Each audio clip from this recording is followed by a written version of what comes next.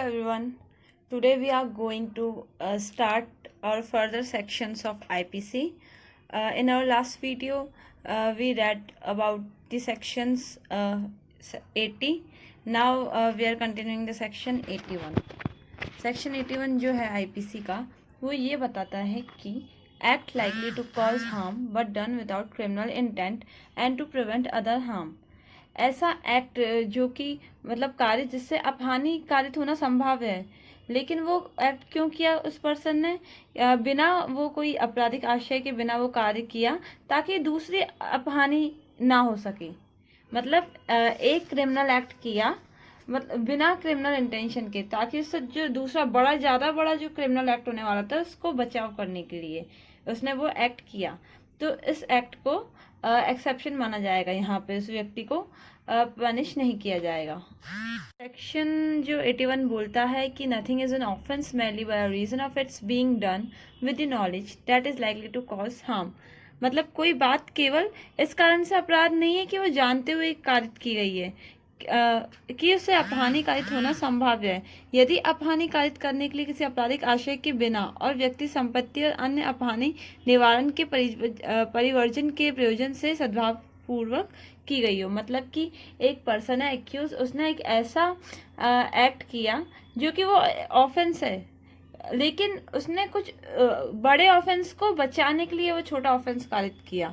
उसके पास यहाँ पे कोई चॉइस नहीं थी, दो ऑफेंस थे, एक में ज़्यादा गंभीरता वाला था और एक कम था, लेकिन उसके पास चांस नहीं था दोनों से बचने का, तो उसने कम गंभीरता वाला ऑफेंस किया ताकि वो ज़्यादा बड़ा वाला जो अपहानि है उसका निवारण हो सके। तो यहाँ पे जो व्यक्ति जिसने ऑफेंस किया है वहाँ पे इसको एक्सेप्शन मिल जाएगी। अब एक्सप्लेनेशन में ये बताया गया है कि अब ये तो क्वेश्चन ऑफ फैक्ट है कि जो अपहानि का निवारण का परिवर्जन उसने किया जाना था, मतलब जो अपहानि का निवारण करना था वो सच में इस नेचर की थी कि नहीं, इतनी सीरियस थी कि नहीं, जिससे वह जानते हुए कि उसके अपहानि कारित करना संभाव्य है, ये जोखिम उठाना न्यायान्वित या माफ़ी योग्य है।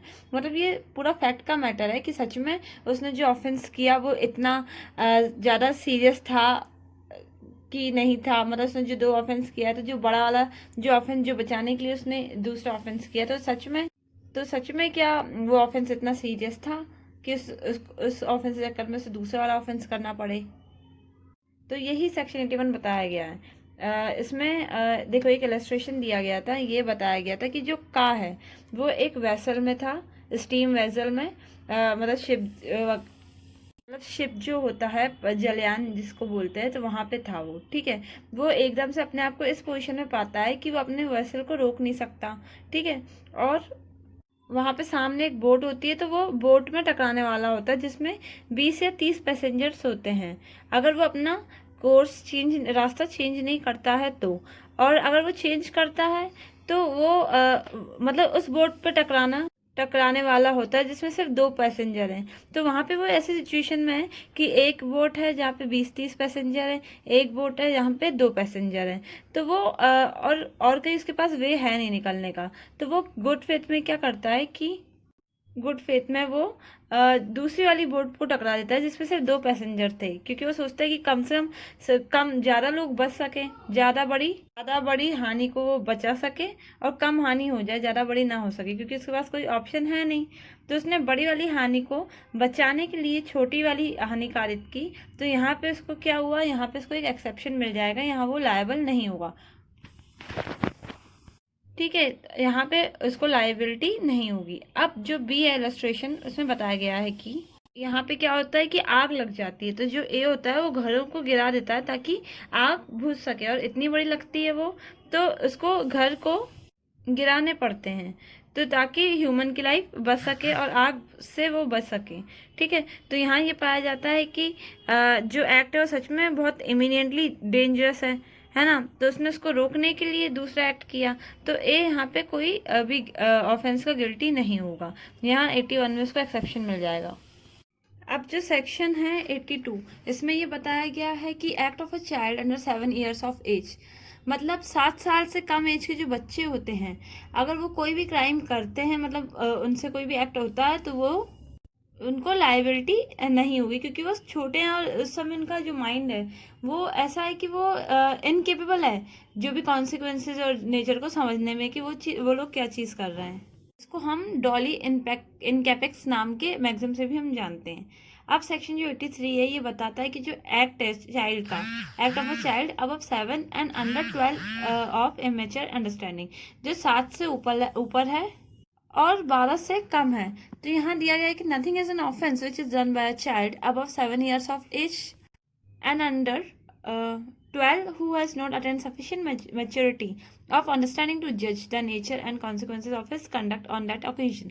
मतलब वो उसका जो माइंड उस वजह से इतना डेवलप नहीं हो पाया है, इतना मेच्योर नहीं हो पाया है कि वो अंडरस्टैंड कर सके एक्ट की कॉन्सिक्वेंसेस को, कि वो क्या कर रहा है, उसका नेचर क्या है उस एक्ट का। तो ऐसे चाइल्ड को भी एक्सेप्शन मिल जाता है, उसके अगेंस्ट लाइबिलिटी इम्पोज नहीं की जाएगी। अब जो सेक्शन 84 है ये बताता है कि act of a person of unsound mind, unsound mind person का एक्ट। यहाँ दिया गया है कि nothing is an offence which is done by a person who at the time of doing it by a reason of unsoundness of mind is incapable of knowing the nature of the act। मतलब जो व्यक्ति है वो अगर वो offence करता है तो अब वो अपने अनसाउंडनेस ऑफ माइंड के कारण या incapable of understanding the nature उस एक्ट का नहीं समझ पा रहा है, उसके कारण वो नहीं समझ पाता है कि जो वो एक्ट कर रहा है अनसाउंड माइंड पर्सन, वो एक्ट सही है या लॉ के अगेंस्ट है, विरुद्ध है या नहीं है, उसको इतना पता नहीं पड़ पाता है। तो ऐसे अनसाउंड व्यक्ति जो है अनसाउंड माइंड, उसको भी एक्सेप्शन मिल जाएगा आईपीसी के 84 के अंतर्गत। अब सेक्शन जो 85 है ये बताया गया है कि act of a person incapable of judgement by reason of intoxication cause against his will. यहाँ पे बताया गया है कि उस पर्सन का एक्ट जो कि जजमेंट लेने में इनकेपेबल है, क्योंकि कॉन्सिक्वेंसेज नहीं समझ पा रहा है, क्योंकि उसको ज़बरदस्ती नशा कराया गया है जो इंटॉक्सिकेशन है। और वो जो इंटॉक्सिकेशन जो उसको दिया गया है वो उसको उसके विल के अगेंस्ट दिया गया है। एक दो तरह के इंटॉक्सिकेशन होते हैं, एक होता है वॉलंट्री या एक होता है इनवॉलंट्री। वॉलंट्री मतलब उसने खुद से इंटॉक्सिकेशन किया, खुद से नशा किया और फिर वो कोई ऑफेंस करता है तो वो तो लायबल है। लेकिन अगर किसी और ने उसको ज़बरदस्ती नशा कराया, उसने खुद से नशा नहीं किया और वो उस टाइम ऑफेंस करता है तो फिर वो लायबल होगा। यहाँ दिया गया है कि nothing is an offence which is done by a person who at the time of doing it is by reason of intoxication incapable of knowing the nature of the act. ठीक है, उस time वो incapable था उस act का, जो भी उसने किया ऑफेंस किया उसका नेचर समझने में, और डेट ही इज़ डूइंग, और ये समझने में कि वो जो भी कर रहा है वो रॉन्ग है या लॉ के कॉन्ट्ररी है या नहीं।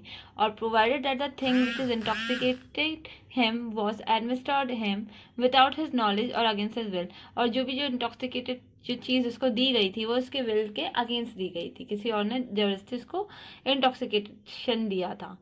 तो अगर वो ऐसे ड्रंक जो स्टेट है, ड्रंकन स्टेट में अगर कोई ऑफेंस करता है तो, और जो ड्रंकन स्टेट इसको लाई गई है वो उसके विल के अगेंस्ट है, तो वो पर्सन को वो लाइबिलिटी इम्पोज नहीं होगी, उसको एक्सेप्शन मिल जाएगा आईपीसी के सेक्शन 85 के अंतर्गत।